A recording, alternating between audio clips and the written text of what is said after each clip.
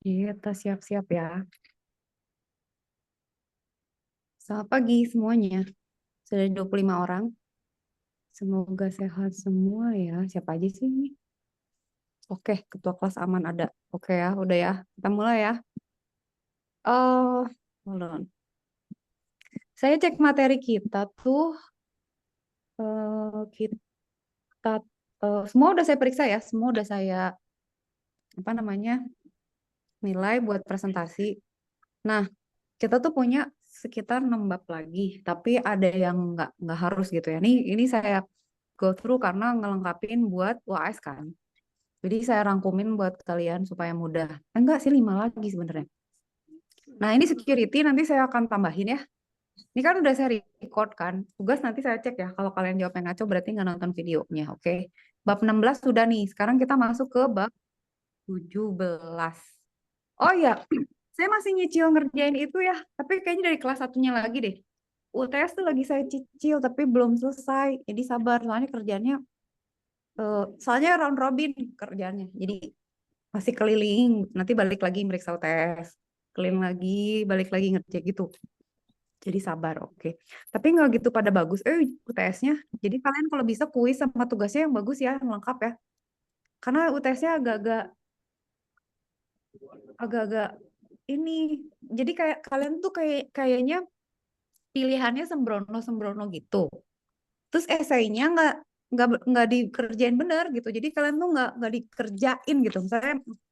Misalnya nih berdasarkan prioritas ya udah dilihat dong prioritasnya terus ditulis. Ini prioritasnya ini dulu terus dihitung berarti ininya berapa turnovernya berapa itu tuh kan harus dikotretkan. Terus kayaknya kalian tuh yang nggak tahu nggak sempat nulisnya atau gimana. Jadi pilihan gandanya banyak yang salah esainya minim gitu. Jadi kalian tugas usahain kumpulin semua. Kalau ada kuis kuis ikut. eh UAS harus bagus soalnya UTS-nya kayaknya nggak ada remet deh. Nanti saya ininya apa eh, nyumpel nilai kalian tuh dari tugas. Jadi pastikan tugas-tugas kalian tuh dilengkapin, oke? Ini eh, eh, ketua kelas coba diingetin ya ininya apa kelasnya. Ya pokoknya tugas-tugas saya nggak mau dibombardir. Maksudnya jangan nge-blackmail pas di akhir. Misalnya Bu, kenapa nilai saya nggak ada? Kalau di sini nggak ada, kan saya ngerekapnya tinggal ngerekap grades-nya dari Google kan. Kalau udah saya grades kan masuk. Kalau kalian nggak ngumpulin ya nggak ada nilai gitu. Jadi tolong, oke. Sip, sip, sip. Mulai ya.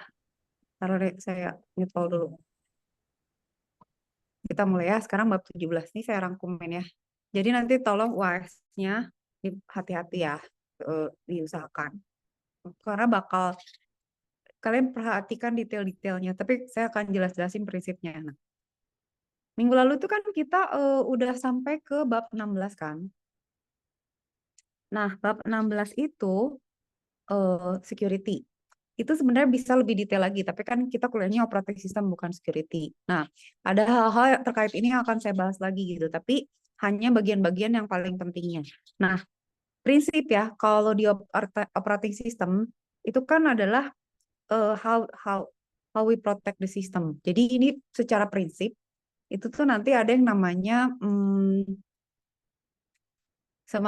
kayak apa ya pembatasan akses atau enkapsulasi gitulah.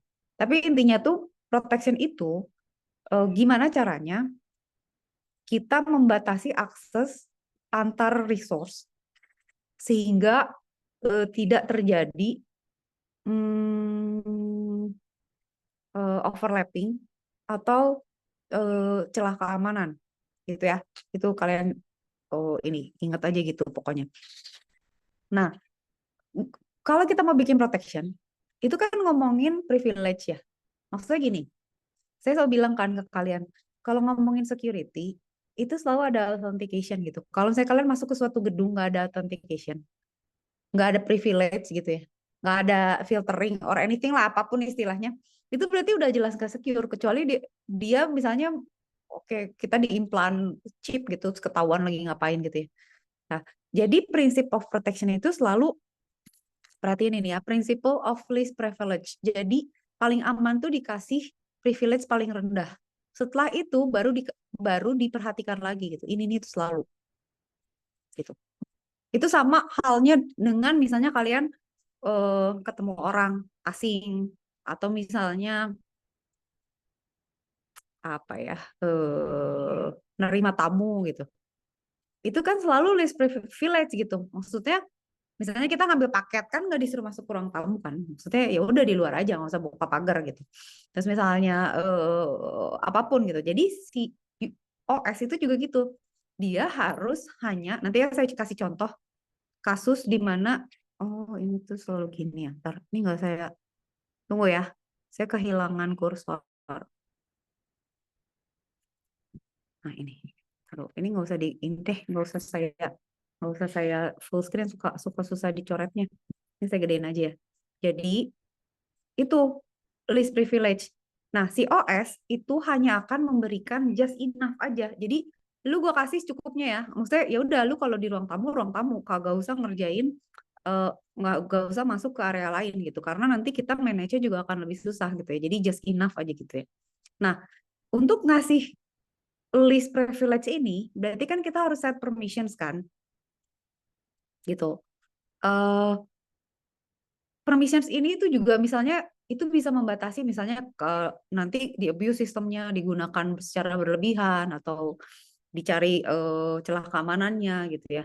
Nah, itu tuh bisa di setnya statik gitu ya. Jadi udah di set kayak gitu atau bisa dynamic berubah gitu kayak misalnya oh iya ternyata ada apa ya? Ada event tertentu privilege-nya bisa dinaikin gitu. Itu terserah gitu. Nah, protection itu sebenarnya yang tadi saya bilang keywordnya tuh compartmentalization compartmentalization di kompartemen gitu atau di istilahnya encapsulation atau di seal gitu ya. Supaya apa? Supaya lebih mudah mengatur resource dan mengamati interaksinya gitu. Jadi overlapping tuh akan lebih kecil kemungkinannya. Nah, kenapa ini saya jelasin? Karena nanti kalian tuh harus lihat yang virtual machine. Nah, virtual machine juga itu prinsipnya gitu, yang kayak hypervisor gitu ya. Itu kalian mesti tahu lah secara prinsip OS tuh gimana. Kayak kalian running virtual machine, misalnya pakai VirtualBox, VMware dan lain sebagainya. Itu sebenarnya OS juga gitu. Atau misalnya eh, apa simulator apa namanya ya, emulator. Itu sebenarnya juga OS. Tapi cara kerjanya nanti ya kita lihat kayak gimana secara umum. Oke, itu protection. Nah, di setiap OS itu kan pasti beda ya. Mau gimana gitu ya. Di Windows beda, Unix beda gitu ya. Di macOS beda. Nah, intinya di setiap sistem kayak server, misalnya server database itu kan juga database-nya kan dikasih akses berjenjang kan. Jadi nggak semua orang boleh akses semua tabel. Itu tuh di grant gitu. Jadi kita harus nge-grant uh, defaultnya harus minimum. Jadi kayak misalnya, lu kalau bukan admin, lu nggak bisa bikin table, nggak bisa ngapus table, nggak bisa insert table. Cuman bisa lihat aja, view. Gitu. Nah itu biasanya masalahnya, problemnya itu kalau di sisi user adalah dia males, di sisi level atas lah ya, bagian apa ya, developernya lah ya gitu ya, atau programmer itu males setting. Kalau masuk ke OS juga biasanya males settingnya gitu. Nah selalu gitu. Nah nanti kita lihat ya, ada banyak hal di mana OS itu tuh sebenarnya bisa dianggap sebagai apa ya namanya ya, battle of field gitu. Semakin jago adminnya, dia semakin jago mempertahankan OS-nya dia gitu. Nanti saya lihat suatu cerita, ada bukunya. Nah, jadi secara prinsip biasanya dibikin layer untuk melakukan protection, ada ringsnya gitu. Nah, biasanya kalau kita punya prosesor itu ada bagian trust zone gitu ya, di mana dia itu bagian kernelnya itu dia punya secure monitor call. Jadi ada prosesnya. Kan kemarin kalian udah belajar kan yang public public private encryption kayak gitu. Nah, si ring-ring ini tuh kayak kita eh, punya punya layer of protection di mana nanti semakin ke dalam gitu dia itu semakin secure. Nah, communication-nya itu biasa di-encrypt atau nanti pakai diamankan pakai asimetrik atau simetrik gitu. Nah, itulah sebabnya kita harus ngerti security yang kemarin itu. Nah, di Android, ini yang saya sebenarnya belum baca lagi sih ya. Android itu sebenarnya punya yang namanya trust zone. Jadi kalau misalnya dia punya application dari Android, dia menggunakan framework Android, itu dia akan komunikasi ke vendor supply-nya gitu. Ada gatekeeper-nya yang memastikan bahwa ini adalah aplikasi yang sudah di-verify gitu di di Google Play, di Google Store gitu. Tapi masih ada aja gitu. Nah, sebenarnya sih secara bisnis ya, secara teknis, kalau saya nyoba sendiri, saya pernah nyoba, kalian mungkin pernah nyoba bikin app ya. Kalau kalian mau publish ke Apple Store sama ke Google Play, itu lebih susah ke Apple Store. Apple Store tuh suruh bayar dulu. Kalau nggak salah $99, laku nggak laku lu bayar di depan gitu. Jadi orang yang mau develop application ke Apple Store itu harus punya device Apple, modalnya gede lah, harus mau bayar, terus harus mau dikurasi abis-abisan sampai akhirnya dia upload gitu. Jadi capek lah, makanya orang males yang jadi developer Apple tuh males gitu sebenarnya. Tapi jadinya lebih sedikit aplikasinya, lebih gampang manage-nya tuh tampaknya Apple gitu. Nah, kalau Android itu tuh lebih mudah. Walaupun memang saya pernah nyoba juga di Google Play itu harus direview sama 100 user lah, ada jenjang-jenjangnya gitu loh ya. Tapi masih banyak aplikasi yang masih sebenarnya belum go through apa ya, layer security yang cukup gitu. Jadi nggak di Android itu nggak seselektif di, karena Android juga kan nah yang saya pengen ceritain ini bukan masalah bagus nggak bagus ya. Kalau kalian punya sistemnya itu kan antara customizable sama enggak. Jadi kayak kayak misalnya sistemnya dynamic atau static gitu yang kayak tadi ya. Nah, kayak gini nih, mana sih tadi secara prinsip. Hmm, pokoknya gitu lah ya. Privilege-nya bisa berubah atau gimana ya. Nah, kalau Android itu eh, dia tuh lebih customizable, bisa diakses gitu. Jadi dia bisa lihat isi file, bisa merubah view tampilannya. Jadi kayak usernya tuh lebih dikasih banyak akses ke OS-nya kan. Makanya lebih banyak yang suka Android kan, karena gue kayaknya lebih happy deh, gak terlalu banyak diatur-atur gitu. Gue lebih, jadi gini, saya pengen cerita ke kalian tuh sebagai, kita bayangin ya sebagai OS sama sebagai user. Nah, usernya Android itu kan gue bisa ya, kalaupun bikin app ya si developer itu lebih enak gitu. Karena diaksesin boleh buka file folder gitu. Kalau di Android tuh bisa. Kalau di Apple tuh nggak bisa. Kita nggak bisa lihat folder di dalam iOS tuh nggak bisa. Kecuali misalnya folder iCloud itu bisa. Tapi setting-setting tuh banyak yang nggak dibuka sama dia gitu. Karena memang kata Apple ya udah lu nggak boleh terlalu banyak customize gue gitu. Problemnya misalnya ya lo mau ganti, tapi kan banyak kan third party yang kayak oh bisa ganti tampilan ini dan itu atau di jailbreak ya. Nah, jailbreak itu juga sebenarnya ngakalin OS kan. Nah, pada saat suatu sistem itu dicongkel, nah, jailbreak itu adalah nyongkel sistem OS, itu tuh pasti ada celah keamanan. Nah, makanya saya bilang ke kalian, OS itu sebenarnya yang paling urgent adalah urusan security. Memang yang lainnya juga penting kayak algoritmanya, gimana sih maksudnya, prinsip-prinsipnya gitu ya. Tapi OS itu adalah bagian yang paling sering diserang gitu. Dan dia ada di mana kan? Dia sistem kan. Semua application running di atas sistem. Jadi kalau sistemnya vulnerable, aplikasinya juga vulnerable gitu. That's why OS itu penting banget. Nah, terkait ini, si Android itu kan sebenarnya lebih compromisable gitu maksudnya. Tapi ya itu jadi vulnerable. Jadi kita tuh tinggal milih sistemnya mau saklek tapi ribet tapi secure atau lebih fleksibel tapi less secure gitu. Nah, kalau kita lihat kan juga kayak gini ya, CPU arsitekturnya ARM. Kan ada application kan yang jalan di atasnya kan. Nah, terus kan ada yang trusted app gitu ya. Ada yang secure kernel. Nah, itu tuh dibagi-bagi, ada hypervisor nanti kita lihat nih. Nah, ini tuh harus ada leveling di mana OS itu bisa membatasi akses dari aplikasi yang sedang berjalan. Oke, nanti kalau udah saya tunjukin contoh, kalian mungkin akan lebih kebayang. Kita lihat, ada yang namanya domain of protection. Domain of protection itu adalah apa? bagaimana kita membagi-bagi bagian yang mau di apa secara berjenjang itu diamankan gitu ya. Itu dengan memberikan akses gitu ya. Nah, akses tuh selalu gitu. Ini gimana nih gitu. Kayak misalnya domain gitu ya. Itu kan ada read write, execute gitu ya. Misalnya objek 3 itu read write, objek 1 read write, objek 2 execute.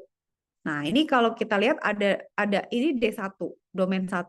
Domain 2 itu objek 2 write, domain 3 objek 1, objek 3 execute sama read, yang ini print gitu ya. Jadi harus diatur domainnya. Maksudnya gimana?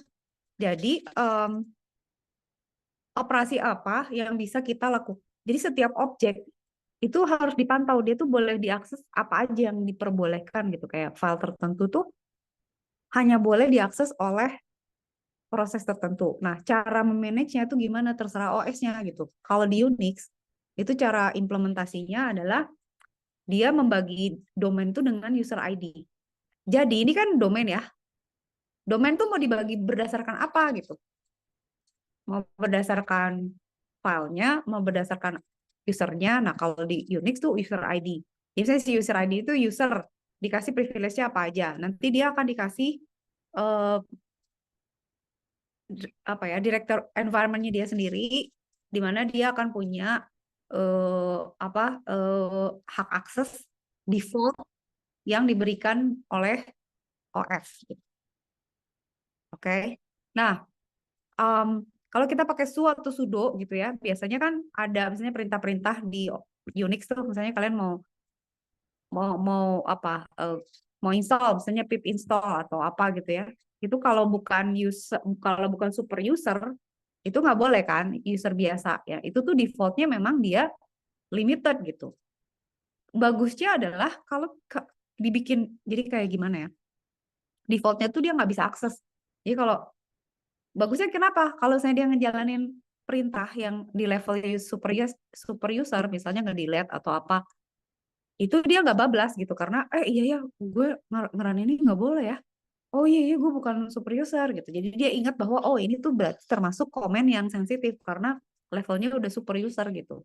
Kayak misalnya ngeganti apa, nambahin apa, ngakses directory tertentu dan lain sebagainya gitu. Nah, kalau mau pindah domain, jadi kalau misalnya kita jadi user nih, rakyat biasa gitu ya, terus kalian pengen punya akses jadi root gitu ya. Nah, switching itu bisa pakai password. Kita bisa bilang su gitu ya. Su uh, user domain, misalnya siapa? Misalnya Marisa gitu ya. Marisa itu dia admin.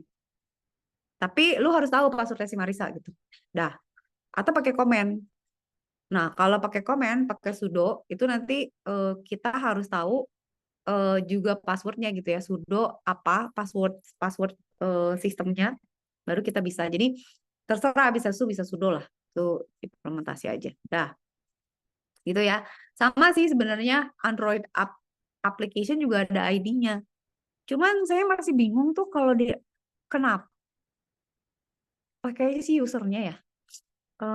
Kayak misalnya kalian misalnya dapat undangan nikahan yang misalnya kayak atau lihat ini foto kamu bukan atau ambil di kantor pos nih kalau nggak paketnya nggak kita kirim kan dia ada file PDF atau apa tapi sebenarnya link kan link itu kan sebenarnya bisa kita masuk kayak masuk ke Metasploit-nya orang server orang atau bisa download sesuatu kan kenapa sih ya Android-nya nggak ngamuk gitu pada saat install tapi kayak usernya sih ya kalau dia install sama usernya di oke di oke kali ya terus jadi aja vulnerable harusnya enggak gitu karena kalau di app kalau di Apple udah pasti nggak bisa kalau di iOS jadi kalau kita dikasih kalau suruh install pasti udah nggak bisa kan jenis soalnya udah beda soalnya nggak bisa kecuali dia nggak bisa gitu kecuali download dari Apple Store jadi lebih aman gitu nah kalau di Android harusnya juga aman karena dia pakai app ID jadi kalau kita install si Daemon atau Daemon itu adalah apa ya adalah bagian dari OS tuh yang selalu nyala gitu ya. Dia akan ngasih user ID sama group ID sama private data. Jadi ini tuh aplikasi apa owned by siapa gitu. Terus dia akan eh, pantau apa namanya pemberian resource-nya ke aplikasi itu gitu. Nah, jadi dia sebenarnya punya isolation, security sama privacy. Cuman ya itu kadang-kadang usernya yang kayak do uh, allow this app to access your photo? Oh yes. Access your contact? Yes. Access your mic? Yes. Yes. Akses kamera, centang semua? Yes gitu kan. Hajar belah gitu ya. Mungkin usernya memang juga harus diajarin gitu. Nah, sekarang kita lihat ya. Ini sih pendek aja lah. Ada yang namanya access matrix. Access matrix itu adalah bagaimana kita membagi domain dan objeknya. Jadi kayak domain satu itu bisa mengakses objek mana, gitu aja sih sebenarnya. Itu memudahkan gitu ya untuk mengendalikan penggunaan resource yang ada di OS. Jadi kayak saya, oh domain satu siapa? Dia cuma file satu cuma bisa read, file tiga cuma bisa read, D2 cuma bisa ngeprint gitu, D3 gitu, dan seterusnya gitu. Nah itu tuh OS tuh harus punya catatan ini gitu. Karena tuh nanti kan kayak misalnya chmod ya kalau di Unix kan kita suka bisa change mode suatu file. Karena file tuh defaultnya tuh pemiliknya adalah yang membuat, orang lain, terus grup itu tuh hanya bisa view aja, read aja gitu. Nggak bisa execute, nggak bisa nge-write. Defaultnya selalu gitu. Jadi lu jaga barang-barang lu masing-masing. Nah, kalau barang-barangnya OS, barang-barangnya admin, nah itu tuh defaultnya ya nggak boleh diakses lah, kecuali sama admin gitu. Kayak sampai sini. Oke, akses matrix itu intinya begitu. Nah, untuk jadi akses matrix, ingat mekanismenya adalah untuk mengatur penggunaan resource oleh domain tertentu dan mengimplementasikan policy yang ada di operating system tersebut. Jadi kayak gini gitu. Jadi intinya adalah domain sama objek aja gitu dan terus diatur-atur gitu. Nah, bisa ya. Jadi ini misalnya kita bisa misalnya akses matrix gitu ya. Domain sebagai objek ini mau gimana gitu ya. Atau misalnya with copyrights kayak gini. Jadi ya tapi intinya tetaplah mau gimana pun with owner rights. Mau gimana gitu. Jadi nanti akses matriksnya tuh udah macam-macam. Jadi ada yang misalnya dia boleh ngopi nggak? Ada si ownernya yang mana nggak gitu. Itu tuh ada apa ya? Ada listnya gitu ya. Si OS-nya akan punya catatan untuk implementasi ini gitu. Nah, sebenarnya kan kalau kalian pikirin akses matriks itu kan implementasinya susah ya. Kayak misalnya gini, kita aja misalnya di kelas gitu. Saya bilang yang boleh akses ruangan saya cuma ketua kelas misalnya gitu. Saya kasih kuncinya. Kalau kuncinya dipinjemin ke temennya gitu kan ya, saya juga udah nggak tahu gitu kan ya. Nah itu tuh monitoring kayak gitu ya, membatasi secara fisik, secara akses itu tuh nggak mudah. Di operating system juga sama kayak gitu. Makanya ada password gitu ya, ada apa implementasi kriptografi dan lain sebagainya itu untuk menjaga confidentiality, integrity dan authentication ini gitu. Oke ya, ini implementation gitulah kira-kira ya. Ada listnya dan lain sebagainya. Baca aja. Nah, biasanya pakai tabel. Tapi kalau tabelnya gede, gampang ya kita bikin tabel implementasi dari yang tadi kan. Jadi saya bikin tabel nih dari kelas. Oke, misalnya Maulana bisa akses ini. Terus siapa bisa akses ini gitu ya. Jadi saya selalu ngecek, oh kamu mau apa? Saya mau pinjam Infocus Bu. Saya bilang, kamu nggak punya akses, nggak boleh gitu. Yang boleh tuh cuman ini untuk hari ini, cuman boleh ini misalnya gitu ya. Itu global table. Nah, eh, macam-macam gitu. Ada juga misalnya pakai Loki. Jadi kayak dikunci gitu ya. Pakai kunci di mana hmm, di di di apa ya kayak dipinjem-pinjemin kuncinya gitu ya. Udah eh, kalau mau akses kamu harus punya kuncinya gitu. Nah, itu tadi pemberian kunci ada ininya, ada ada prosedurnya juga gitu. Jadi macam-macam gitu ya. Jadi paling paling mudah itu lah ya, pakai tabel atau dikasih kunci lah kira-kira paling gampang. Nah, ini terlalu ditutupin nanti saya liatin deh. Revoke, selective, partial, simple. Oke, prinsipnya aja ya. Jadi ini tuh sebenarnya ngomongin privilege lah ya. role-nya dia. Jadi kayak kita tuh bisa minta ke OS untuk dikasih privilege melakukan akses tertentu. Nah, itu tuh kontrolnya boleh misalnya temporary atau permanently. Itu tuh nanti saya oke di login ini dia boleh. Nanti next lagi dia login tuh udah nggak di granted lagi gitu. Atau dia di granted seterusnya. Nah, cara nge-grantednya eh, per- bisa oke dikasih aja nih selama dia ngakses ini dia masih dapat privilege ya gitu. Atau bisa juga dia ya udah lu di grant forever ya masukin ke dalam tabel. Jadi dia selalu dapat privilege itu. Itu macam-macam. Nah, itu tuh harus ada mandatory access controlnya di mana eh, setiap objek dan setiap domain itu harus selalu terpantau. Kayak misalnya, kok dia bisa akses file yang ada di directory itu ya, padahal dia bukan admin, kok bisa gitu. Aksesnya apa? Nah itu tuh manajemennya susah. Jadi memang harus diatur di OS-nya gitu. Gitu ya. Jadi uh, itulah contoh-contohnya. Nanti saya kasih contoh kasus aja. Hmm, jadi ini ya macam ini tuh sebenarnya pembagian akses aja sih. Macam-macam deh. Ini akan useful pada saat kita sudah menggunakan. Nah, jadi di level Java pun ya, Java tuh punya protection juga karena dia punya virtual machine.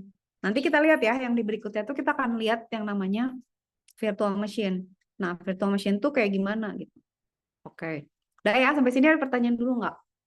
Kalau nggak, soalnya saya mau dongeng nih habis ini. Tapi mau minum dulu.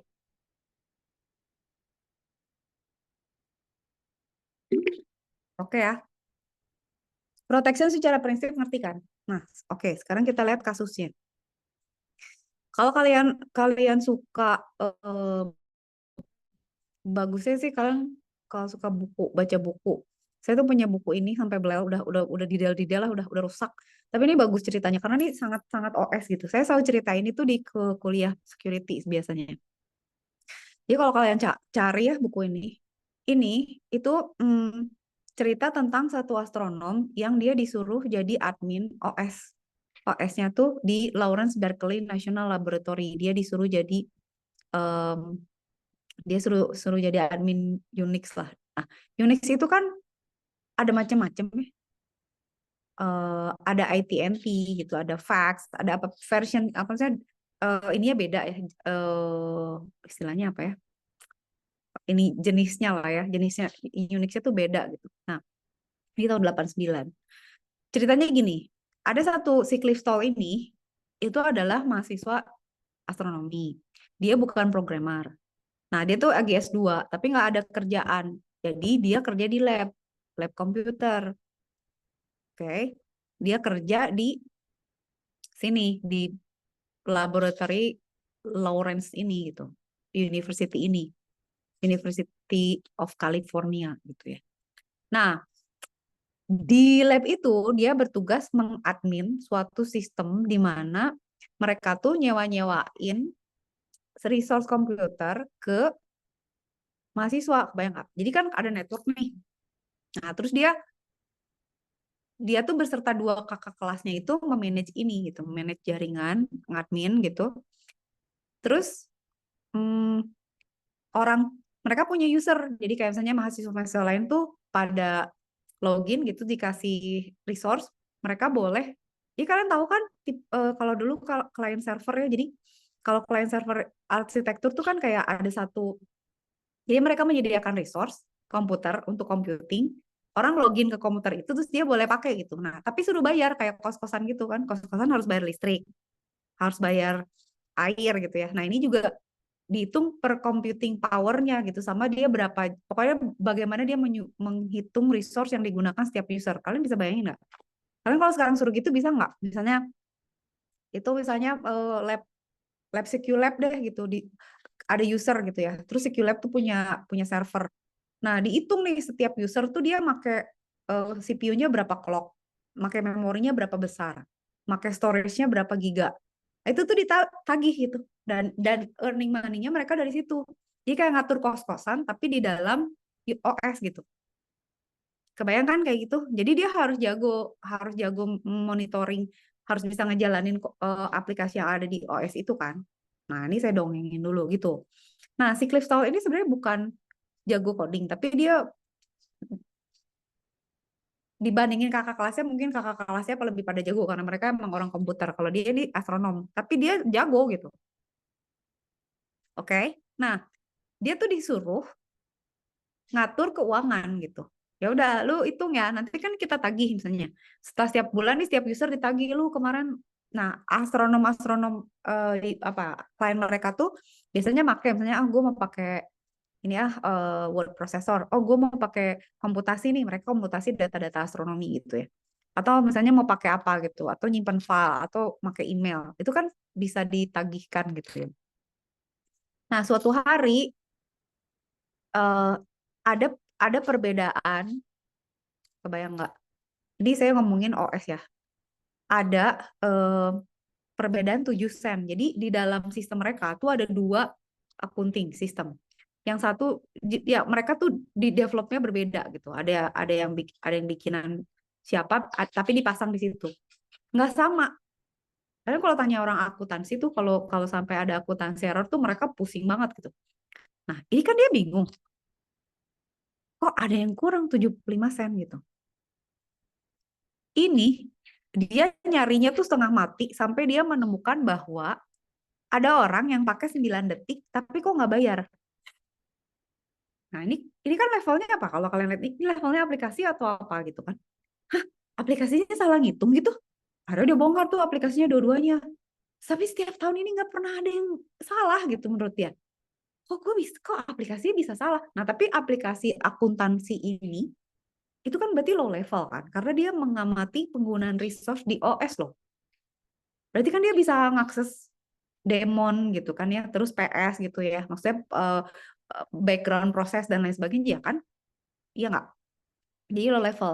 Terus dia bilang kok bisa beda gitu ya. Terus akhirnya kakak kelasnya bilang ah kali salah aja lah ada glitch kali atau akumulasi pembulatan lah gitu. Ternyata memang ada orang yang masuk. Tapi kenapa kok bisa 9 detik ya gitu? Kok nggak ketahuan gitu? Nah, ternyata ada orang yang dia ngambil super usernya sistem itu. Kok bisa gitu?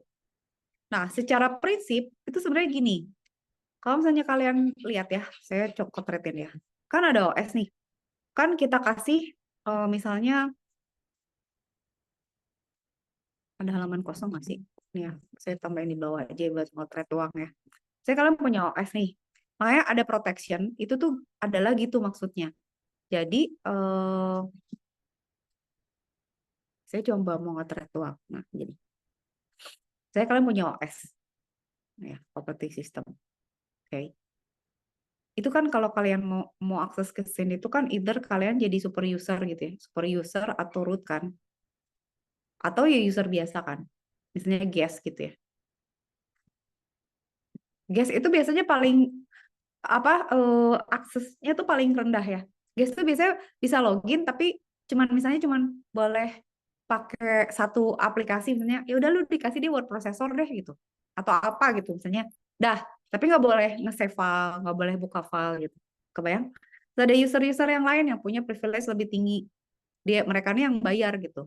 Jadi misalnya ya udah lo boleh nyimpen file lo boleh akses apapun tapi ya nanti di charge gitu kebayang di dalam suatu sistem ini. Nah, ternyata ada yang memakai akses ini untuk masuk. Nah, 9 detik yang tadi tidak tercatat, itu tuh berarti kan ada sesuatu tuh. Berarti kan nggak kecatat dia ada user yang pakai 9 detik tapi tidak tercatat gitu kan. Nah, sebenarnya kan kalau guys gratis kan, tapi ya udah lu kagak bisa ngapa-ngapain gitu, cuman bisa lihat-lihat aja. Nah, kalau user kan harus bayar. Kenapa ada user yang 9 detik make tapi kagak di charge gitu? Kenapa gitu? Ternyata dia berubah menjadi root. Nah, sekarang pertanyaannya gini. Kalau kalian dari user biasa mau jadi root gimana caranya? Kalau nggak tahu passwordnya, gimana caranya? Oke, ini kan ngomongin OS. Kalian udah tahu kan, kebayang ya, misalnya login, kalau ke OS login, itu kan pasti ada password kan. Kayak saya masuk ke macOS ini kan di awal pasti ada password. Kalian juga masuk ke Windows kalian ada password kan. Nah, ini ke sistem ini juga ada password. Misalnya kalian masuk ke Igrasias juga kan ada password kayak gitu kan. Oke. Nah, how ini itu berarti ada yang jadi jadi jadi jadi super user. Kok bisa sih lu jadi super user gitu? Nah, ternyata ini kalian mesti inget ya. Ini tuh sebenarnya vulnerability di semua sisi lah, dari sisi OS, dari sisi application dan lain dan sebagainya lah ya. Jadi ada satu hacker ini, dia jadi guest sebenarnya, masuk ke sistem dan dia bisa lihat-lihat sebenarnya. Bisa jadi mungkin dia bisa lihat siapa yang online, siapa yang lagi akses gitu, kayak misalnya PS Aux tuh siapa aja gitu. Terus yang lagi online siapa aja gitu tuh bisa kelihatan kan. Nah, eh, entah gimana gitu ya, saya lupa deh ceritanya. Pokoknya eh, ini kan orang yang benar-benar nggak tahu ya. Nah, ini kan si network ini kan terkoneksi sama internet ya, benar nggak? Pokoknya asal gini deh, pokoknya kalau kita terkoneksi secara,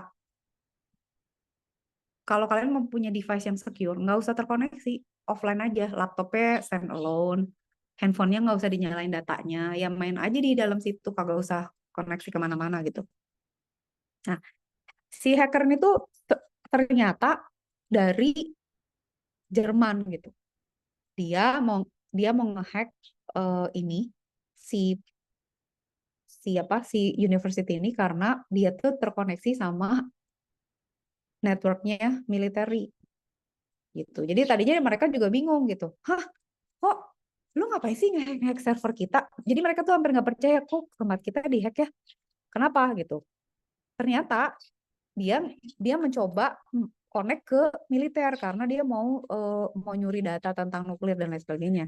Kalau di sini tuh nggak ada apa-apa. Di sini tuh data-datanya cuma astronom ngeran ngeran data-data astronomi, apa yang dilihat data matahari itu kan kagak ada yang penting gitu di sini. Nah tadinya gitu, jadi mereka merasa ngapain sih kita dihack orang nggak ada apa-apa ya? Lu nyambung ke ini ke servernya militer gitu.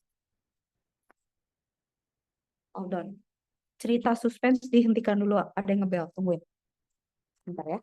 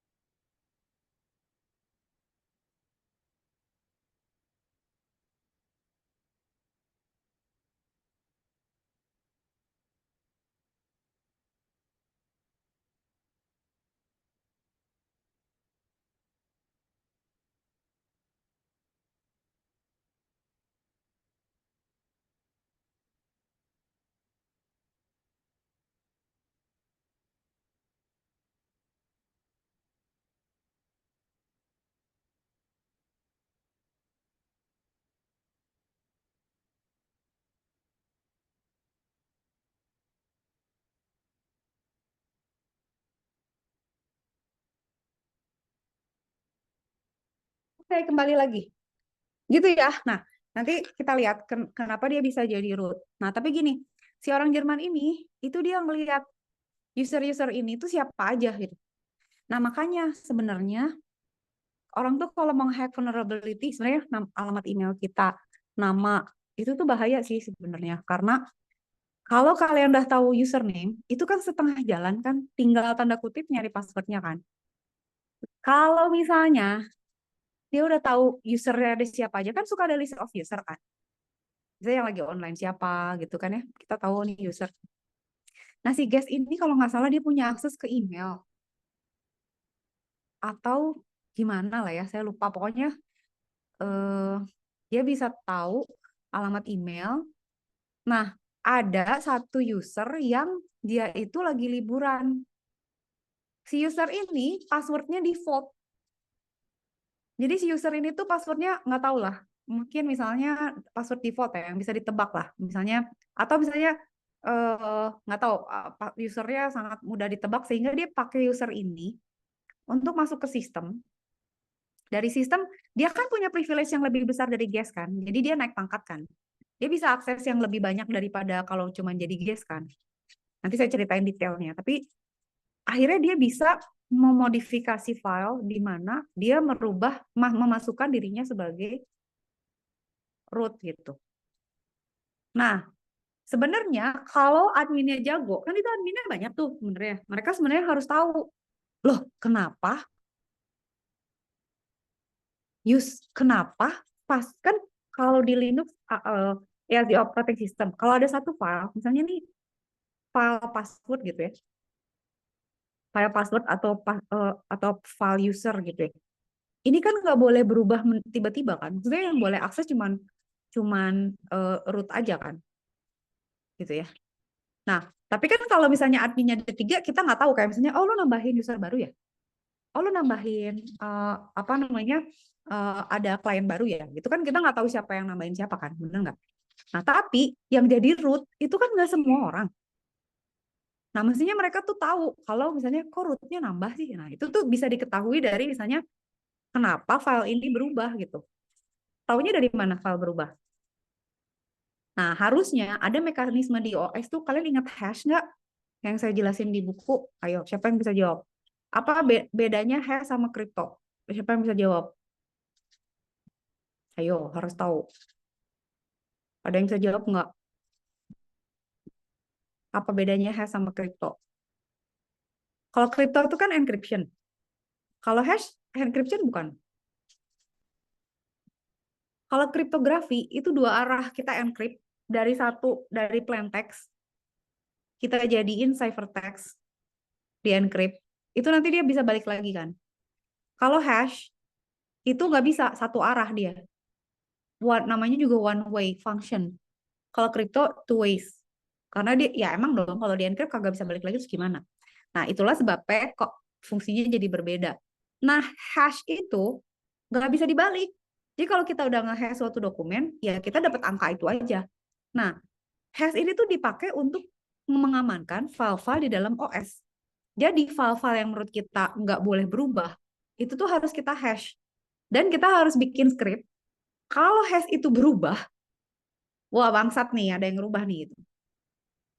Jadi harus dicek gitu. Sebenarnya kan ada misalnya berubah ya, ada tanggal. Itu juga bisa sih kita bikin script misalnya, oke, kenapa tanggalnya jadi tanggal hari ini, harusnya tanggal berapa gitu. Itu tapi kan lebih susah ngecek script kan. Misalnya kayak kalau di atau bisa juga sih sebenarnya, tapi lebih mudah adalah cek hashnya gitu. Jadi kita selalu cek file-file ini tuh hashnya harus selalu ini gitu. Pada saat file-file ini hashnya berubah, nah itu kayak kalian misalnya masuk kamar, kenapa laci gue berubah, kenapa barang gue bergeser. Nah, itu tuh langsung, deng, ini ada apa nih, ada orang masuk ke kamar gue berarti gitu ya. Ini kayak gitu gitu.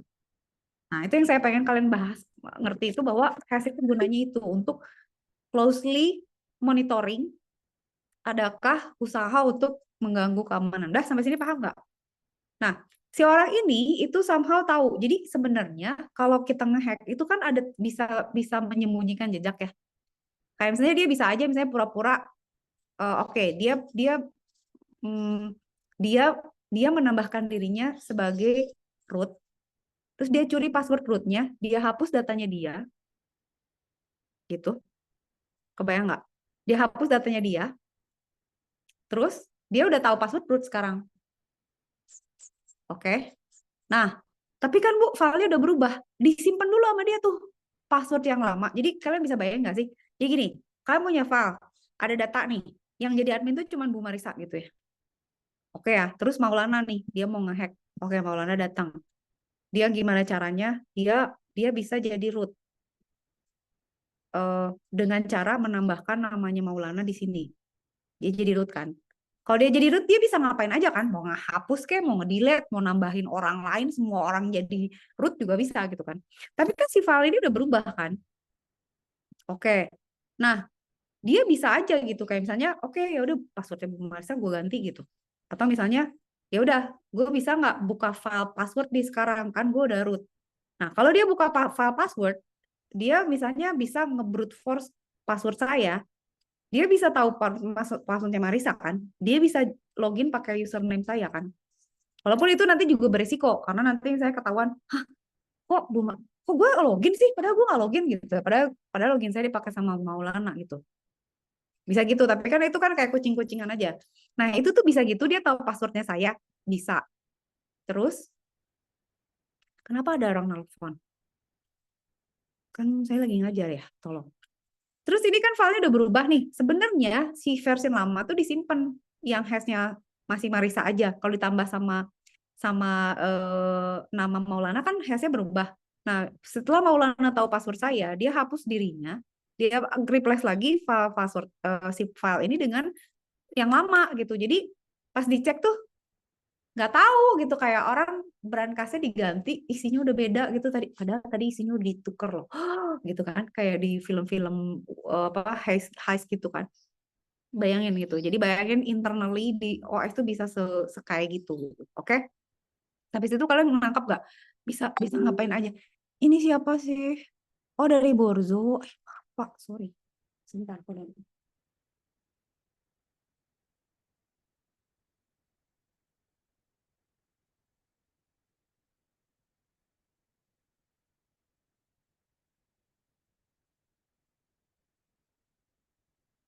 sebentar ya, saya ini dulu.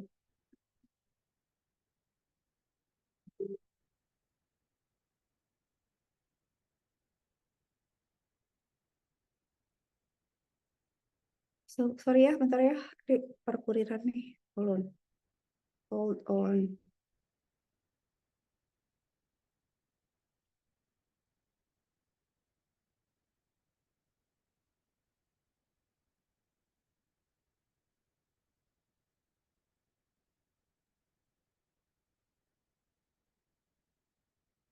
Udah. Anya.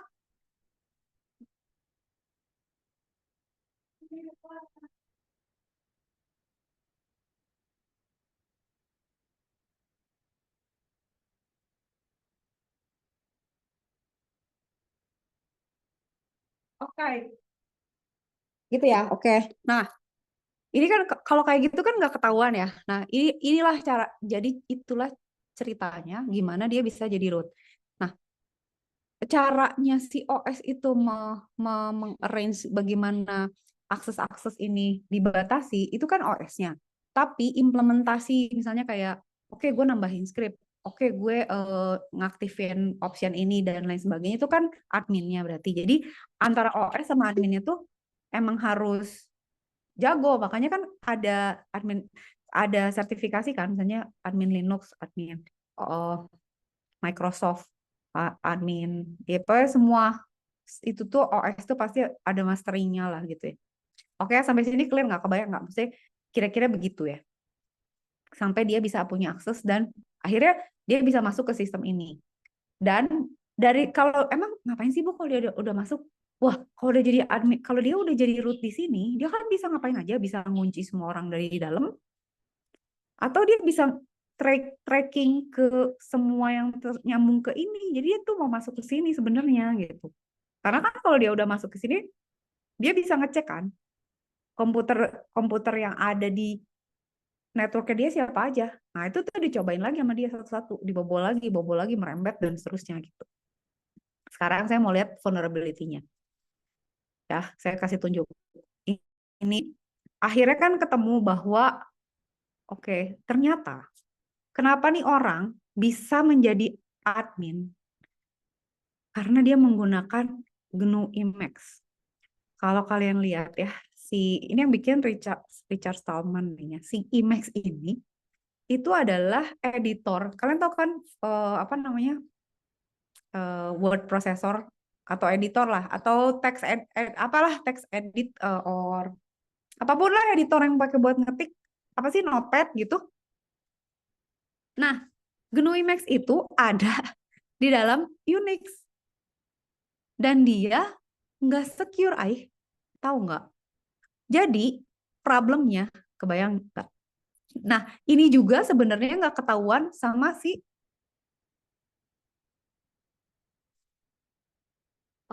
ini juga sebenarnya nggak ketahuan sama si ininya, si siapa namanya, admin-adminnya. Mereka tuh nggak sadar ternyata security hall-nya itu ada di, makanya yang tadi saya bilang kok dia tiba-tiba bisa jadi super user. Karena apa?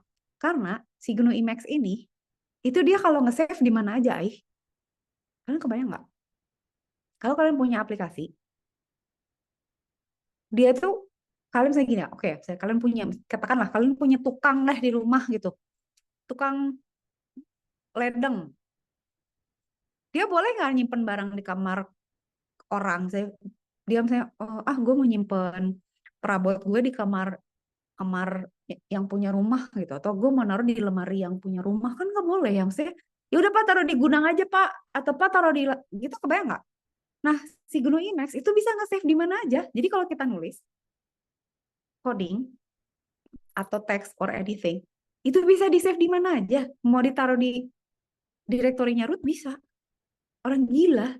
Jadi si hacker ini tahu, oh lu pakai Unix versi ini ya, lu ada GNU Emacs kan? Ya udah, dia pakai GNU Emacs ini buat nulis, ngemodifikasi, ya udah dia modify aja tuh file-filenya admin, file-filenya root, dia nambahin dia jadi super user lah, dia nggak nambahin eh apa aksesnya dia lah gitu. Jadi itulah gitu ya. Jadi kalian eh, sekarang tahu bahwa di level OS, yaitu kita harus selalu tahu kenapa harus ada pembatasan. Makanya kan ada ring ya, ring kayak gitu tuh maksudnya biar bisa dibatasi, semakin tengah itu semakin secure, supaya semakin sedikit, semakin terorganize dan semakin apa terpantau gitu. Jadi lebih aman.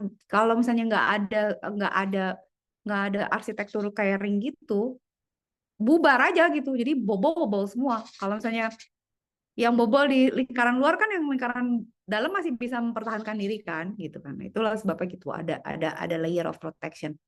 Gitu ya, kebayang ya. Nah, jadi soalnya ceritanya rame karena kejar-kejaran sampai akhirnya di track down, akhirnya ketemu gitu ya. Tapi ya udah ini ya, kalau kalian lihat ya ini nih. GNU Emacs was later ported to the Unix operating system. It offer more features than Gosling Emacs.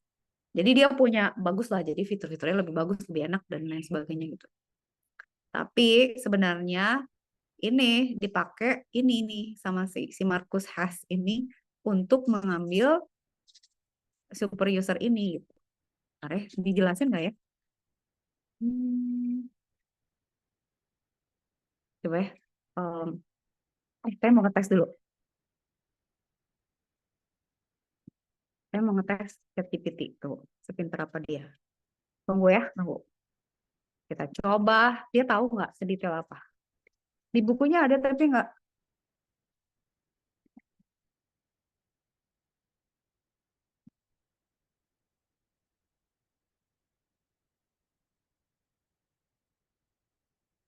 Saya coba ya. Dia bisa jawab nggak?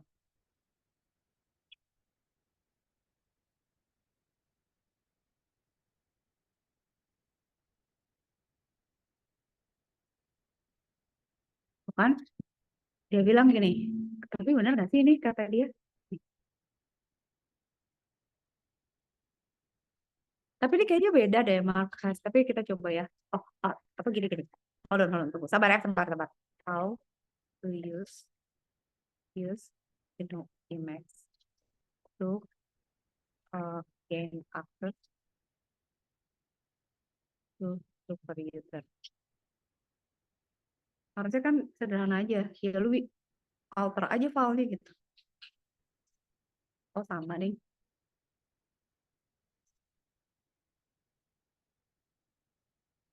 Tuh kan? Bagus juga nih. Ya kalau kalian mau baca, nggak saya jelasin dulu. Jadi inilah namanya vulnerability ya. Saya coba kalau kalian mau baca. Jadi kan kalau saya sih sebenarnya kebayangnya, sebenarnya caranya banyak sih ya. Maksudnya mau akses file. Nah, file password kalian tahu nggak di Linux tuh ada file password sama ada file shadow. Nanti saya jelasin habis ini ya. Tapi ya, security flows-nya ini ya. Powerful text editor that was also capable of sending emails through its built-in ada emailnya juga. Jadi dia bisa handle email gitu. Jadi dia bisa bisa kirim email atau nge-save sesuatu ke semua folder yang ada gitu ya. Nah, dia bisa eh, bisa nah dia kalau si ini ya si Markus Hess ini saya nggak tahu ini Markus kayak namanya bukan Markus Hess deh yang di buku itu. Mungkin ini kasus yang lain gitu ya, tapi nggak tahu. Not sure. Nah, ada yang namanya file air host file nih ya di sini di Unix system. Nah, itu tuh isinya permission untuk melakukan remote access, nggak usah pakai password. Jadi dia bisa login nggak pakai password. Begitu, saudara. Jadi kan kacau gitu. Atau dia juga bisa apa ya? Terus dia juga exploit subset user ID. Jadi dia bisa bisa buat user itu menjalankan program pakai permission owner filenya gitu. Jadi dia bisa ya udah kalau gitu gue bisa ngerubah dong akses gue jadi super user gitu. Sehingga bisa bisa macam-macam. Kalau dia udah bisa ngerubah airhost file ini, dia nggak usah pakai password, ya dia bisa akses ke super user untuk atau ngerubah filenya dia escalate gitu. Nah, terus yang saya bilang tadi kayak Maulana gitu misalnya mau hapus jejak, ya udah lognya tadi kan sebenarnya kan ada lognya kayak oh user ini ngebuka file, user ini nge-delete file, user ini itu kan sebenarnya ada lognya. Itu bisa dihapus gitu. Oh bener deh ini Mark Hess bener. Tapi akhirnya dia ketahuan sama si Clifford Stoll ini ya namanya Mark Hess. Jadi dia si Hess itu iya pakai si itu apa GNU Emacs itu untuk ngakses AirHost itu. Nah, si file si GNU Emacs itu bisa nge-save dan bisa ngebuka. Jadi ya udah gitu. Kalau saya kalian mau buka ya file pakai terminal gini, kan ada file-file yang kalau kalian bukan root nggak bisa dibuka gitu. Ada yang hidden juga kan. Nah, kalau pakai GNU Emacs dia bisa buka yang mana aja, bisa nge-save kemana aja ya bubarlah semuanya. Begitu. Oke, jadi kebayang ya kayak gitu ya kira-kira di dalam OS itu. Nah, sekarang kalau saya kalian mau tahu ya, di Unix itu ada yang namanya file pwdn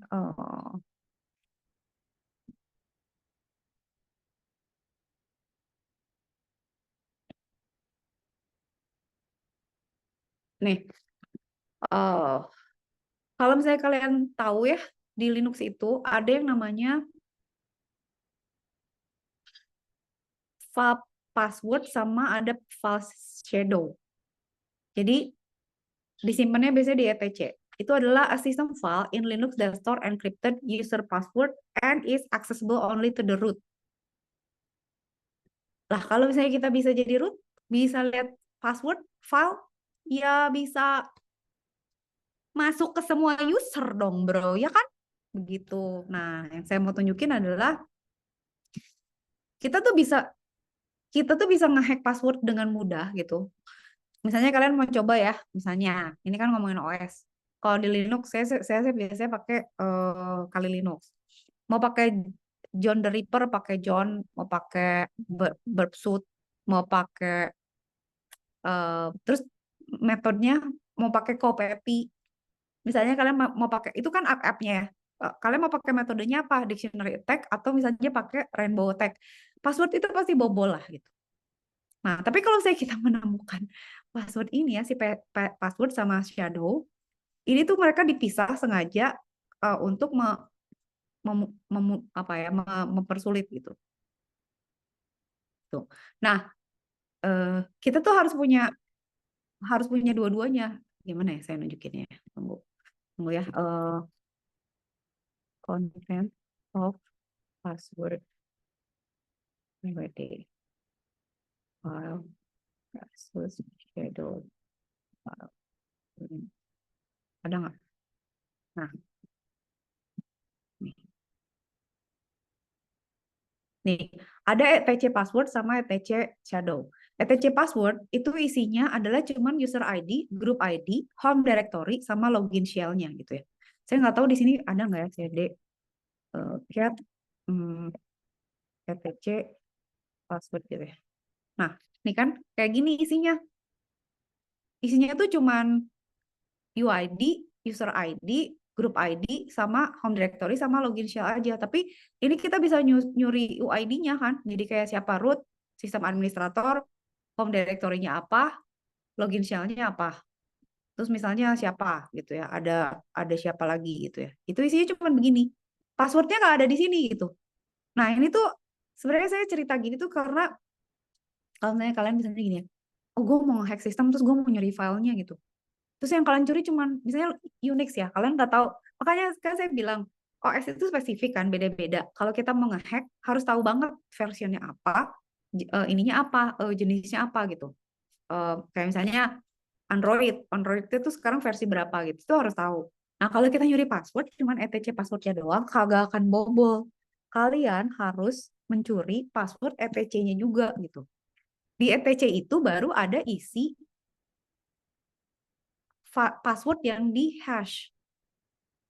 Jadi hash passwordnya tuh adanya di shadow. Nah biasanya tuh nanti username sama shadow itu di password sama shadow itu digabung. Nah itu baru di brute force tuh pakai dictionary tag atau pakai rainbow tag gitu. Tunggu ya. Nah ini berarti kalau gitu, kalau di sini saya nggak tahu nih. Oke,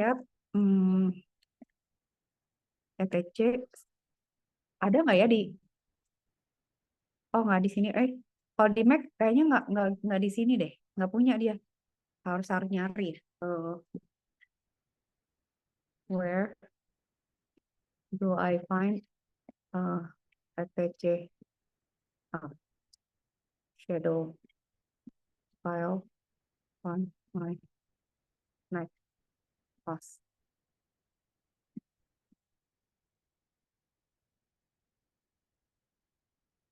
Saya kok nggak pernah nemu ya, nggak tahu where parcel has. Ada pokoknya, tapi mungkin sama dia mungkin sama dia di itu sih, di hide.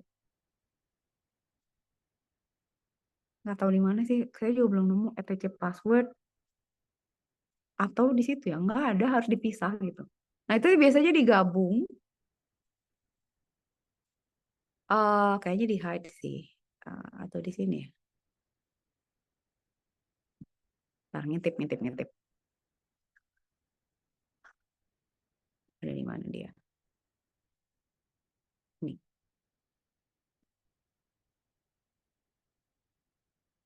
Iya tapi sebelah mana? Oh tapi kayak di hide sih, nggak ada, kayak di hide. Tapi ada gitu. Jadi intinya gitu. File kalau kita mau nah nanti kan kalau misalnya kalian lihat ya, tar saya tunjukin ya, eh apa namanya, tadi mana sih yang ada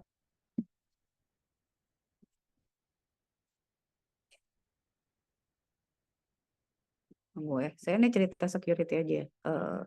Oke cari content of shadow Linux. Oke ini,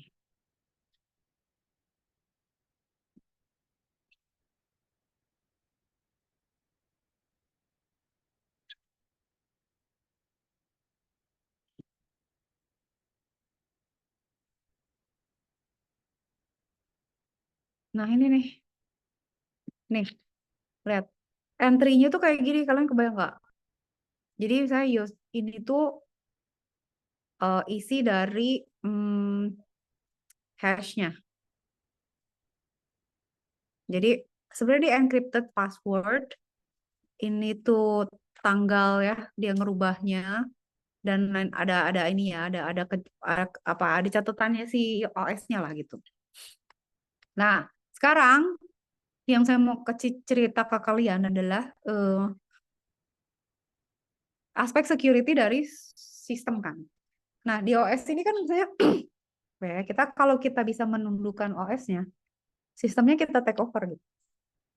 Jadi kalau kalian Unix wizard yang suka ngoprek, terus kalian mau bisa akses sistem, apalagi kayak tadi ya bisa secara remote dari AirHost itu secara remote masuk kagak ada password, bisa mengobrak-ngabrik sistem dan pandai menghapus jejak, wah itu nyusahin banget gitu.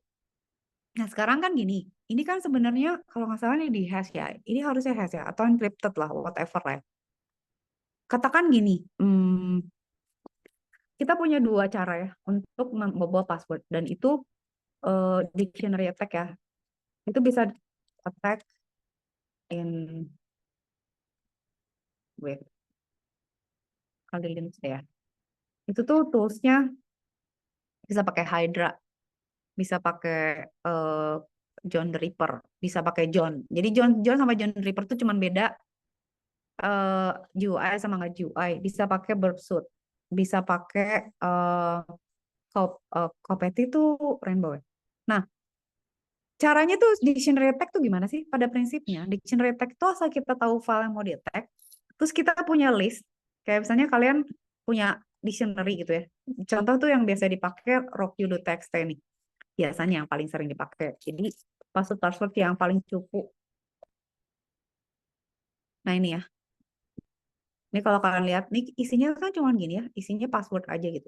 Nah, brute force dictionary attack tuh cuman jadi kayak gini ya, si isi ini, semua isinya di hash, compare sama tadi isi dari password sama shadow.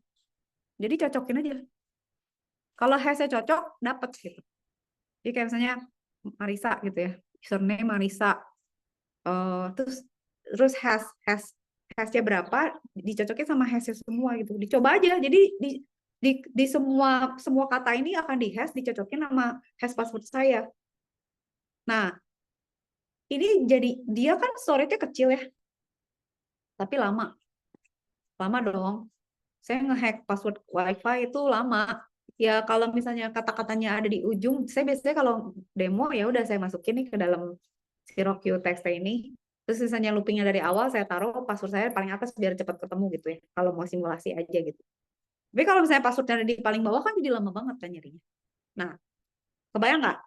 Nah, berarti menurut kalian secure nggak kalau kita punya password yang tidak ada di dictionary? Secure dong. Apalagi kalau dia tidak berbentuk kata-kata, dia ada simbolnya, ada besar kecil.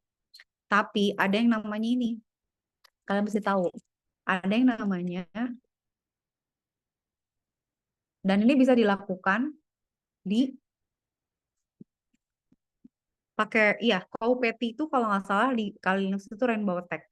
Rainbow Attack itu adalah cara suatu, nih ya, Rainbow Attack itu adalah suatu attack menggunakan Rainbow Table. Rainbow Table itu adalah table yang dibuat dengan menebak suatu hash itu kira-kira padanannya apa gitu. Jadi kebayang nggak? Ini tuh kalau kalau kalau kalian tadi lihat ya, kalau misalnya dictionary attack, itu kan kita nge-hash semua kata yang ada di dictionary kan. Kalau ini dia membuat hash, dia menggenerate semua kemungkinan hash. Jadi ini pre-compute. Kalau tadi kan dictionary kan belum di-compute kan? Ya nggak? Dia baca kata, dia hash, dia compare. Kalau ini pre-compute, jadi apapun passwordnya, dia udah tahu hashnya. Horor kagak? Jadi semua password itu semua pasti ditebak lah, pasti bisa ditebak lah. Just a matter of time, and if you have unlimited resource, semua bisa ditebak gitu. Jadi sebenarnya security itu ya sangat-sangat vulnerable gitu. Misalnya OS-nya secure, Wi-Fi-nya ke secure, apes, Wi-Fi secure, OS-nya secure, application-nya nggak secure, apes. Ya sayang, berapa? Kasih aja. Tolong Neng, makasih ya. Nah kayak gitu. Uh, nah, tapi lah Bu, gimana dong kalau misalnya semua bisa di... Terus gimana nasib kita? Tunggu. Sebenarnya masih ada, ntar dulu ya, Rainbow Table ya, Rainbow Table.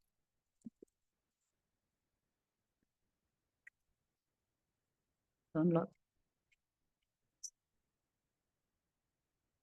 Nah ini, kalian lihat. Kalau kalian mau ngetek, download tah ini. Jadi, kalian bisa, kalau semuanya space, itu bisa kalian download gitu. Saya, oke, saya mau cuma numerik aja, panjangnya 1 sampai 14. Tapi filenya gedenya berapa? 30 giga, saudara-saudara. Lalu, kalau saya kalian bilang, ah gue maunya lower, lebih besar, lebih, lower alpha, lower alpha, sama numerik, sama simbol, sama space, besarnya 1 sampai 8, panjangnya 1 sampai 8. Kalau misalnya pakai NLTM ya, ini kan algoritma hashnya. Coba lihat filenya, 428 giga. Atau ini misalnya, mix alfanumerik deh. Alfanya besar kecil ada angka 1 tera. Dan seterusnya. Tapi ini pre-compute. Jadi kalian kalau mau nge-hack, either kalian punya waktu, atau kalian punya storage. Kalau kalian punya waktu dan punya storage, nge-hack pasti dapet lah. Nge-hack wifi orang, nge-hack handphone orang, brute force kayak tadi itu aja, dictionary attack atau pakai Rainbow. Nah, Rainbow ini dictionary attack tuh lama, tapi storage-nya kecil. Kalau Rainbow storage-nya gede, tapi cepet sekali gitu. Ya nggak cepet banget sih ya, cuman nah itulah sebabnya kalian tuh kita kalau punya password itu ya polisinya pasti 1 panjang, 2 mixnya banyak, 3 sering diganti gitu. Jadi kalau ada orang yang punya niat banget gitu pengen ngehack password kita gitu, dan dia punya resource, dia punya komputasi power yang cepat, dia punya storage yang gede, ya itu. Kalau kalian udah mah passwordnya jelek, ada di dictionary, ya udah bobolan. Kemarin tuh saya baru lihat ada yang nangis gara-gara dihack Gmail-nya terus diambil akun YouTube-nya gitu. Ya itu sedih aja sih gitu. Tapi ini saya menunjukkan bahwa vulnerable suatu OS itu ya segitunya. If we know where to find, how to do it, ya udah bobol aja gitu semua. Begitu ya ceritanya. Ya, jadi itu cerita hari ini. Oke. Nah, sekarang saya balik ke sini. 17 sudah ya. Saya coba ke 18. 18 itu nah ini sedikit aja kali ya. Kalian mungkin ini kita cuma sampai 11.30, masih ada 13 menit lah ya. Ini nih virtual machine yang saya bilang. Jadi virtual machine itu intinya sebenarnya dia seperti OS. Cuman ada layernya gitu. Jadi kayak kita ya, misalnya kayak saya pakai pakai VirtualBox ngejalanin. Ini ada macOS ya, saya jalanin kali Linux di atasnya macOS pakai virtual machine. Nah, virtual machine itu sebenarnya bisa disebut VMM-nya gitu disebutnya hypervisor. Itu dia adalah menjalankan suatu mesin di mana interface-nya itu persis sama dengan host-nya gitu.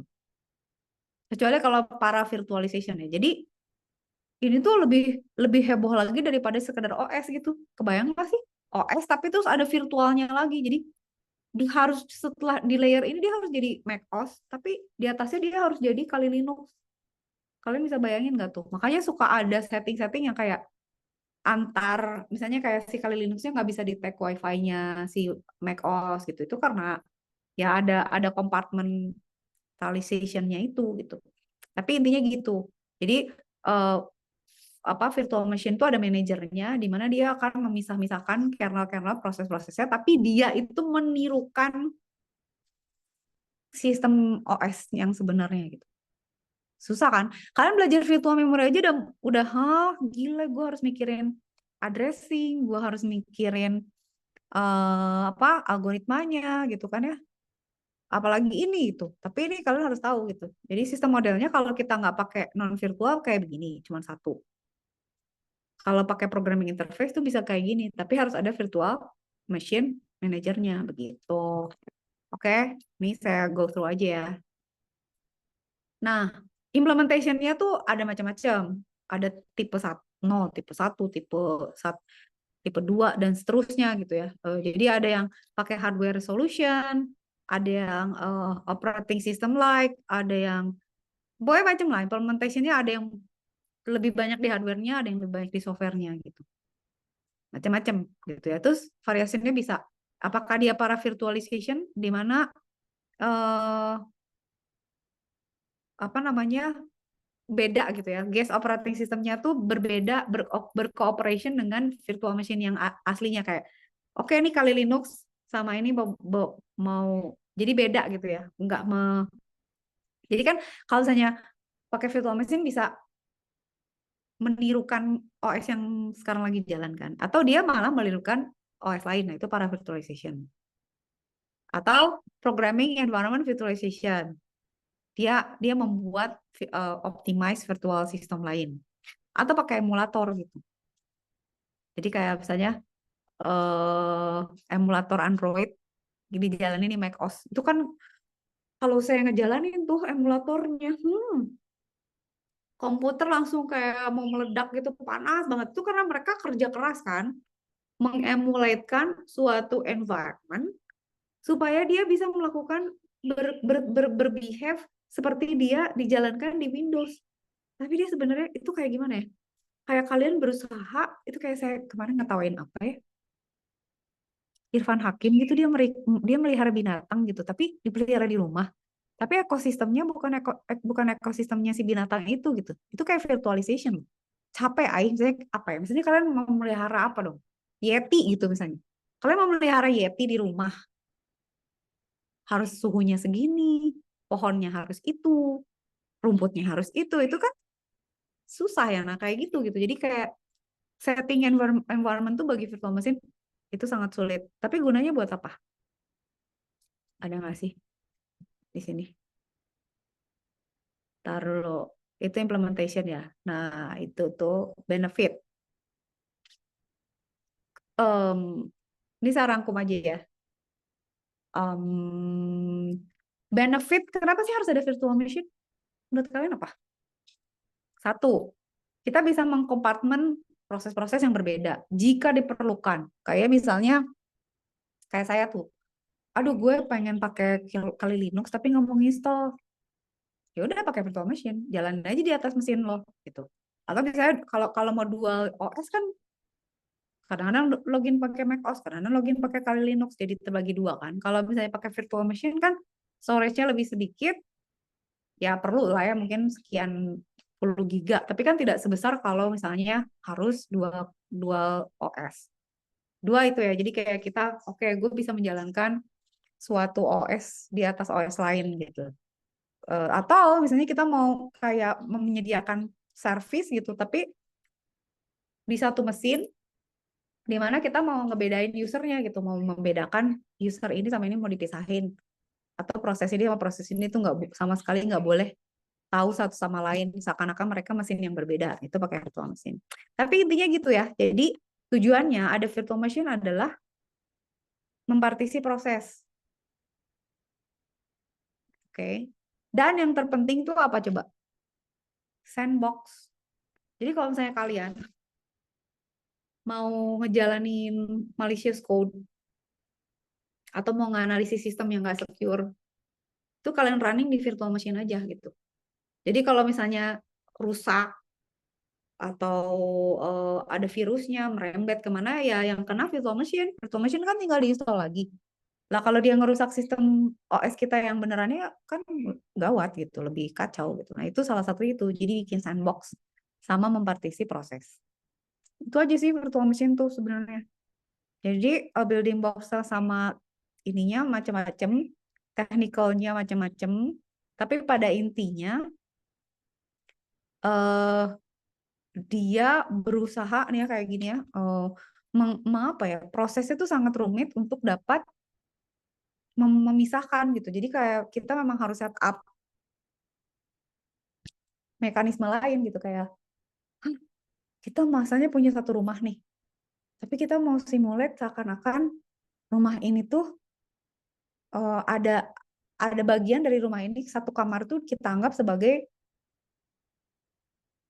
negara lain gitu. Itu kan harus di set up kan segala-galanya gitu. Jadi ya harus ada environment-nya, harus ada pembagian memorinya, harus ada pembagian akses, harus ada uh, manajernya gitu kayak yang ngatur proses-proses di sana gitu kan. Ya, kayak gitu kira-kira kalau kita rangkum gitu ya. Nah, jadi namanya kalau dibilang hypervisor, hypervisor itu adalah virtual memory manager di mana dia harus bisa nge-manage itu semua gitu. Jadi macam-macam gitu ya kayak gini.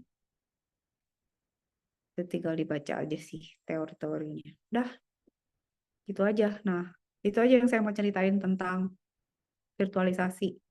Nah, kayak sebenarnya Nah, oke ya, tadi ya saya ngejelasin itu ya.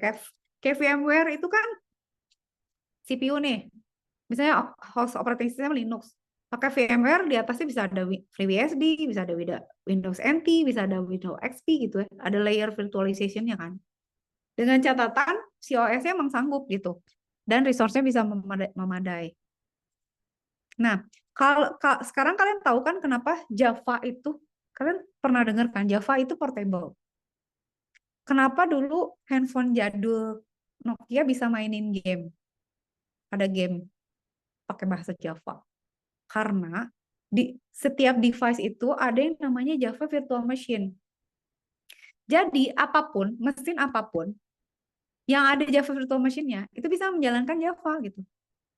Mau ada applet ke, mau game ke, mau apa gitu. Nah, si Java itu memang punya virtual machine di mana dia akan running di atas apapun dan dia punya mekanisme yang memberikan environment supaya coding Java bisa jalan di situ. Kebayang nggak? Jadi dia bisa punya JVM di handphone Nokia, JVM di Linux, JVM di Unix, di OS, Mac OS, di Windows gitu. Jadi dia bisa jalan di mana-mana karena dia tuh sebenarnya kemana-mana bawa virtual machine, kebayang nggak? Gitu. Jadi kayak, gue bisa kok hidup di darat, gue bisa hidup di laut. Tapi dia sebenarnya bawa bawa life pack-nya dia gitu yang, oh gue kalau di laut gue harus pakai pakai rakit deh. Kalau gue di gunung gue harus bawa jaket nih gitu, kayak gitu. Oke, itu aja sih sebenarnya poinnya itu. Oke ya. Dah, sekarang kita 18 berarti udah minggu depan tinggal ngebahas 19 sama 20 sama kalau ada pertanyaan. Sebenarnya 20 sama 21 hafalan sih, tapi kita lihat lah ya. Oke, sekarang kita absen dulu, absen tadi. Kita adalah pertemuan 15. Itu masih satu pertemuan lagi kan ya? Teori materi pembelajaran 15. Apa udahan sih? Ini gimana kita udahan? Apa kita UTS kapan sih? Kalau nggak ada kuliah lagi, berarti kalian belajar sendiri, nggak saya rangkumin lagi kuliah. Minggu depan, Bu. Mas. Hah, beneran? Selamat Ya, ya. berarti dari mana nyampe mana, Bu, yang buat UAS? Nah, dia ingetin, nanti saya tanya dulu sama Pak Faris ya, detailnya sampai mana ya. Oke, Ingetin ya, Bu. nanti saya Siap. pastiin dulu. Oke, tapi Makasih, Bu. sama-sama Nadia, makasih. Tapi good news-nya tuh kan sebenarnya tinggal hafalan tanda kutip. Kayaknya nggak ada hitungan lagi deh. Cuman ya itu, kalau bisa jangan kalian baca baca baca dengan teliti dan detail-detailnya. Belajarlah dari UTS gimana jenis soalnya, jangan jelek lagi. Oke. Masih minggu depan belum UTS ya. Alright. Berarti kemungkinan nggak ada esainya, Bu. Nanti saya tanya dulu ya.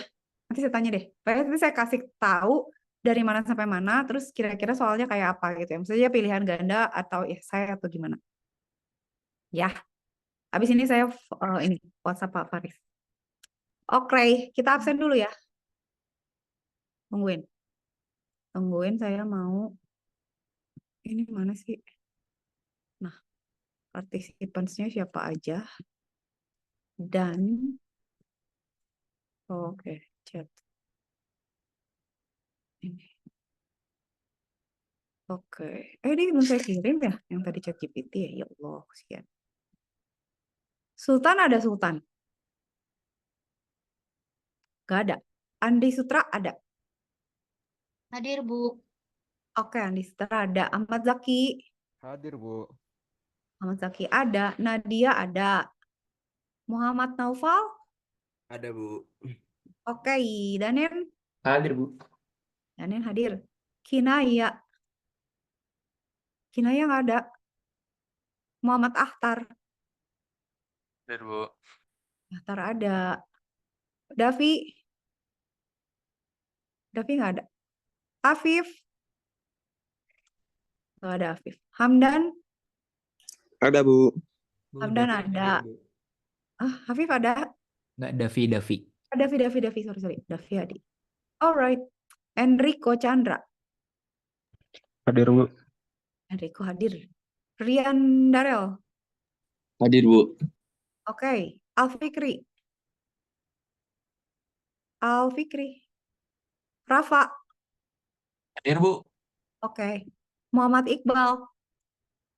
Hadir, Bu. Oke. Khalif. Hadir, Bu. Oke, Khalif Aziz. Atalah. Ada. Hadir, Bu. Oke, Muhammad Aska. Hadir, Bu. Oke. Kevin Justivio. Bu. Oke, halo. Oke. Andi Adif. Hadir, Adif ada. Sip. Nisrina. Hadir, Bu. Oke. Raihan Abdul Majid. Hadir, Bu. Oke, Raihan. Muhammad Aizar. Hadir, Bu. Oke, Maulana ada. Zarfin, mana Zarfin? Zarfin ada, tapi nggak bunyi. Bintang. Hadir. Aduh, jutek gitu Bintang. Hadir. Hasan Albana. Senyum Bintang. Hasan ada. Hadir. Oke. Ya. Ah. Chandra. Hadir, Aulia. Ibu. Oke, Marcel. Hadir, Bu. Oke, Muhammad Rais. Muhammad Rais nggak ada. Fadil Ahmad. Hadir, Bu. Muhammad Rais ada, Bu. Muhammad Rais ada. Oke. Naufal Arya. Hadir, Bu. Oke. Asmi. Hadir, Bu. Asmi ada. Oke. Siva. Siva nggak ada. Hadir, Bu. Oh, ada. Muhammad Ardiansyah mana? Hadir, Bu. Ada. Oke, hadir. Yang nggak ada berarti Ibu Kinaya hadir tadi dari kamar mandi. oke, Kinaya hadir. Sultan yang nggak ada sama Afif sama Alfikri. Taruh. Sampai dulu. 34. Nanti harusnya 33. Oke, benar berarti. Oke. Kalau tidak ada pertanyaan, udahan.